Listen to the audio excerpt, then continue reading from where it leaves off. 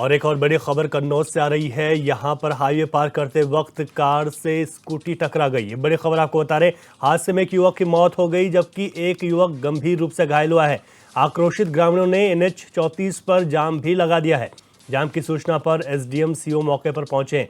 तो ये बड़ी खबर आपको बता रहे, जहां पर बड़ा हादसा हो गया है कि मौत हो गई जबकि एक गंभीर रूप से घायल हुआ है। कार से स्कूटी टकराई है। यहां पर अधिकारियों ने मोर्चा संभाल लिया है, लेकिन ग्रामीणों में काफी आक्रोश है। NH 34 पर यहां पर धरना प्रदर्शन चल रहा है, जाम लगा दिया है। एक मौत हुई है जबकि एक घायल यहां पर हुआ है।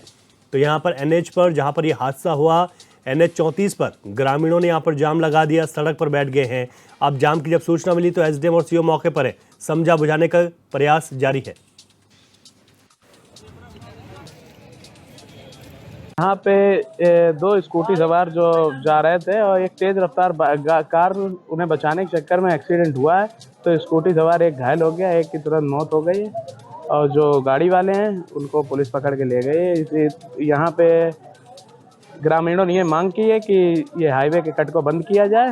इसी कट के द्वारा यहाँ पे रोज एक्सीडेंट होते हैं, तमाम लोगों की जानें जा चुकी है। और अधिक जानकारी लेते हैं, हमारे संवाददाता पंकज कुमार श्रीवास्तव फोन लाइन पर जुड़ गए हैं। पंकज, अभी ताजा अपडेट क्या है? रवि जी, देखिए जिस तरीके से यहाँ हादसा हुआ था और आए दिन हादसे होते रहते हैं, तो ग्रामीणों की ये मांग है कि यहाँ पर जो है वो हादसे के कुछ ना कुछ यहाँ पर किया जाए ताकि जो है हादसा इस तरीके से ना हो। और जिस तरीके से कि ये एक जान चली गई है, तो बराबर उनकी मांग की जा रही है कि ये कट जो है वो बंद किया जाए। लेकिन अभी तक कोई सुनवाई नहीं हुई, जिसकी वजह से इन्होंने हाईवे जाम कर दिया था। और अब जो है पुलिस वहां पर पहुंच के इन लोगों को समझा बुझा के, ठीक है, जाम किसी तरीके से खुलवाया गया है। जी रवि जी। पंकज, यहाँ पर जिस तरीके से स्कूटी और कार की टक्कर हुई है, किसकी गलती मानी जा रही है? प्रथम दृष्टया पुलिस ने इस पर क्या कुछ कहा है? देखिए, वो पुलिस का ये कहना है कि दोनों जो है वो आमने सामने टक्कर हुई है। तो इसमें जो है जांच का विषय है कि जांच के बाद जो भी जिसकी भी गलती आएगी, हालांकि कार की गलती बताई जा रही है, और उस पर कार्रवाई की जाएगी। जी बिल्कुल, बड़े वाहन की ही इस तरीके की गलतियां ज्यादा देखी जाती है। बहुत शुक्रिया पंकज तमाम जानकारी के लिए। रायबरेली बछरावा में उप मुख्यमंत्री और स्वास्थ्य मंत्री ब्रजेश पाठक ने CSC का औचक निरीक्षण किया है। निरीक्षण के दौरान CSC में मौजूद 41 स्टाफ कर्मियों में 11 अनुपस्थित मिले। अनुपस्थित कर्मचारियों पर उप मुख्यमंत्री ने अधीक्षक को कार्रवाई के निर्देश दिए हैं। वहीं अस्पताल में गंदगी, अवैध वाहनों की पार्किंग पर भी अधीक्षक को खरी खोटी सुनाई।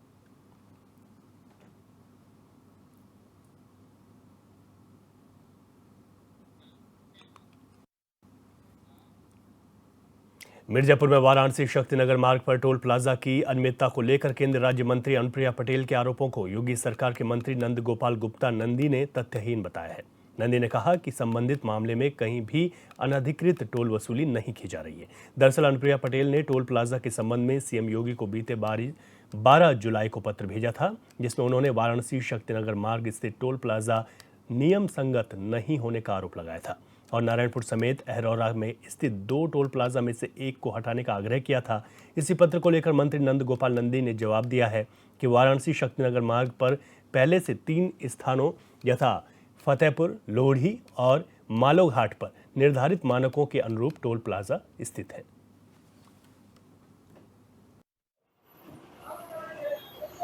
कानून के अंदर में आता है कि लोकल गाड़ियों का छूट किया जाए, लेकिन यहाँ नहीं हुआ। उसके बाद इन्होंने लगा दिया यहाँ पर अरोड़ा वनस्थली महाविद्यालय के पास टोल प्लाजा इन्होंने अस्थायी लगाया। इनसे जब पूछा गया, हम लोगों ने वहाँ प्रदर्शन किया, बार बार जब इनसे पूछा गया तो बोले अस्थायी लग रहा है, लीकेज रोकने के नाम पर।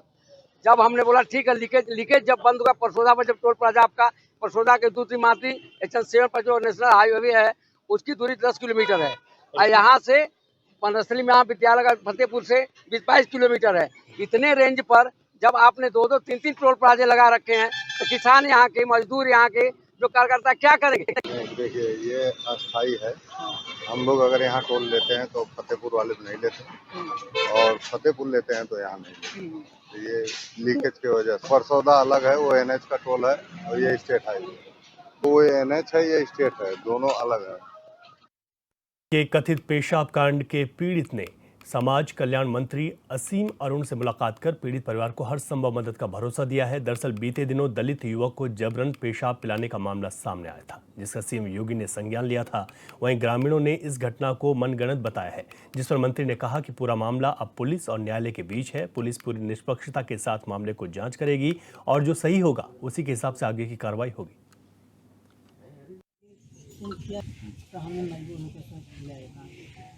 इस घटना की जानकारी मुख्यमंत्री जी को हुई तो उन्होंने मुझे आदेशित किया कि मैं परिवार से जाकर मिलूं और साथ साथ पूरा आकलन किया जाए कि कानूनी कार्रवाई इन अपराधियों के खिलाफ पूरी हुई या नहीं, जो कि मैंने देखा कि काफ़ी कार्रवाई हो चुकी है। आगे और निरोधात्मक कार्रवाई इसमें की जाएगी। परिवार को जो अनुमन्य सहायता है वो भी दी जा रही है, लेकिन उससे बहुत आगे बढ़ते हुए 2 युवा बेटे हैं, 1 बेटी है, उनके कौशल विकास के प्रशिक्षण का हम लोग इंतजाम करेंगे। बच्चे ये डीजे का काम करते हैं, संगीत का काम करते हैं, उसके लिए इनको व्यवस्था कराएंगे सरकार की ओर से, जिससे कि अपने पैरों पे खड़े हों।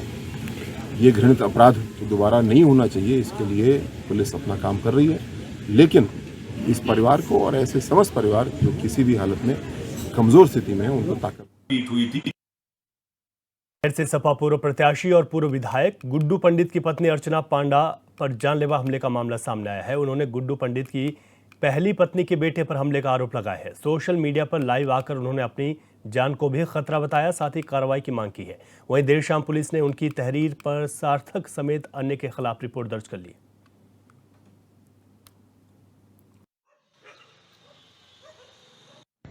मेरी मानसिक स्थिति सही नहीं है, मैं डरी हुई हूँ। मुझसे उल्टा सीधा कंप्लेन लिखवाया दिया जाएगा, मेरा केस कमजोर कर दिया जाएगा, मुझसे उल्टा सीधा कंप्लेन लिखवाया दिया जाएगा। जब तक यहाँ पे प्रेस मीडिया नहीं आएंगे, अखिलेश जी नहीं आएंगे, मैं कंप्लेन देने नहीं जाई हूँ। मैं डरी हुई हूँ, मैं नहीं जाऊंगी, मेरा केस कमजोर कर दिया जाएगा। विधायक जी अपना पूरा प्रेशर लगा के बैठे, एक्स एमएलए गुड्डू पंडित जी, एक्स एमएलए मुकेश शर्मा, काजल शर्मा, सार्थक शर्मा, सब अपना पूरा प्रेशर लगा के बैठे हैं। मैं पैसे से भी कमजोर हूँ, मेरा केस कमजोर कर दिया जाएगा। मेरी मानसिक स्थिति सही नहीं है, मैं लिखने की स्थिति में नहीं हूँ, मेरा केस कमजोर कर दिया जाएगा। जब तक राष्ट्रीय अध्यक्ष जी आप नहीं आएंगे, मैं कंप्लेन देने नहीं जाऊंगी, मैं कंप्लेन देने नहीं जाऊंगी जब तक राष्ट्रीय अध्यक्ष जी आप नहीं आएंगे। सोशल मीडिया पर एक वीडियो वायरल हो रहा है जिसमें एक महिला जिनका नाम है अर्चना पांडा, ये है पत्नी गुड्डू पंडित। यह गुड्डू पंडित की दूसरी पत्नी है। इनका गुड्डू पंडित की पहली पत्नी काजल शर्मा के बेटे सार्थक शर्मा के साथ कुछ विवाद हो गया था। इसी विवाद को लेके इन्होंने 112 पर कॉल करी थी। पुलिस द्वारा मौके पर जाकर सार्थक शर्मा को अपनी हिरासत में ले लिया गया था। श्रीमती अर्चना पांडा द्वारा अपने सौतेले बेटे के खिलाफ पुलिस को जो तहरीर दी गई है, उसके आधार पर पुलिस ने सुसंगत धाराओं में मुकदमा दर्ज कर लिया है। सार्थक शर्मा को हिरासत में लेकर पुलिस द्वारा अग्रिम विधिक कार्रवाई। उधर बरेली में तौकीर रजा ने अपने आवास पर प्रेस कॉन्फ्रेंस की है, जिस दौरान उन्होंने कहा कि 21 जुलाई को हिंदू युवक युवतियों का सामूहिक निकाह करवाया जा रहा है, जिससे दुनिया को ये बताना है कि हिंदुस्तान में 2 किस्म के कानून चल रहे हैं। एक वो कानून है जो मुसलमानों का उत्पीड़न करता है और दूसरा वो कानून है जो गैर मुस्लिमों को खुली छूट देता है। वो कानून हाथ में लेकर कोई भी बदमाशी कर सकते हैं। वहीं इसके बाद अपने बयान पर सफाई देते हुए तौकीर ने कहा कि मेरे बयान को गलत तरीके से दिखाया गया है। मेरा कहना है कि जिन लोगों का निकाह किया जाना है उन लोगों ने धर्म परिवर्तन पहले ही कर लिया है। तमाम कार्रवाई हो कर चुके हैं, लेकिन निकाह नहीं हुआ है, लिव इन रिलेशनशिप में रह रहे हैं। रजा ने आगे कहा कि लिव इन हिंदू और मुसलमान दोनों के यहाँ खराब समझा जाता है, हमारे यहाँ तो इसे हराम समझा जाता है। तो ऐसे लोगों का 21 जुलाई को निकाह कराया जाएगा।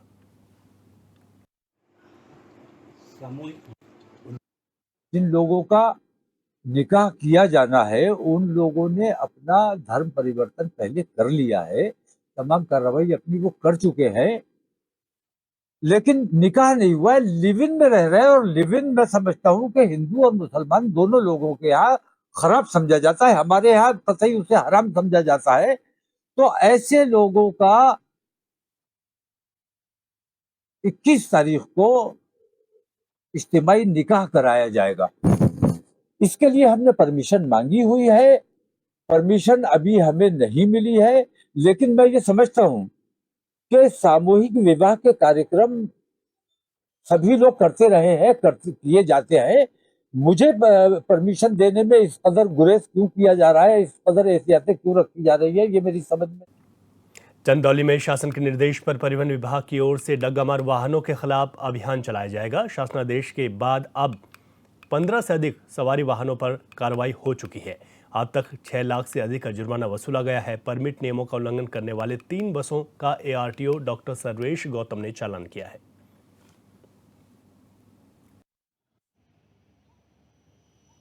मैं रिक्शा ड्राइवर हूँ। यहाँ क्यों खड़ी है बस? ये RTO वाले पकड़े हैं। क्या कारण है, क्या बताया, क्या कमी रही? वो बता रहे थे कि परमिट इस रोड का नहीं है, दूसरे रोड का है, इसलिए पकड़े हैं। कहाँ से कहाँ बस लेके जा रहे थे आप? ओबरा से हम आ रहे थे बनारस। और ये परमिट कहाँ की है?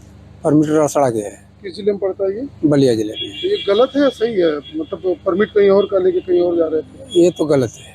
कितना फाइन लगा है आपका? 12,000। उन्नाव जिले में जब से इतनी बड़ी दुर्घटना हुई है जिसमें बहुत लोगों की जान गई है, उसी के आधार पे मुख्यालय से और शासन से लगातार हम लोग को निर्देश मिलते रह रहे हैं कि डग्गामार वाहनों को और जो AC बस हैं या जो बहुत बड़े बस हैं जो मानक के आधार पे नहीं है, उनका अभियान चला के पूरी तरह से बंद किया जाए। तो चंदौली ज़िले में भी हम लोगों ने काफ़ी बसें बंद की हैं और अभियान चलाया है। 15 बसों का चालान किया और 4 बस बंद हैं इसमें वर्तमान में। लगातार बसों का हम लोग संचालन उसको रोकने का प्रयास कर रहे हैं कि इस तरह गाड़ियां न चलें। अधिकतर में अभियान में परमिट शर्तों का उल्लंघन है। बहुत सारी बसों में परमिट नहीं है या फिटनेस नहीं है, हम लोग उनको निरुद्ध कर रहे हैं और जो परमिट शर्तों के उल्लंघन में उनको चालान कर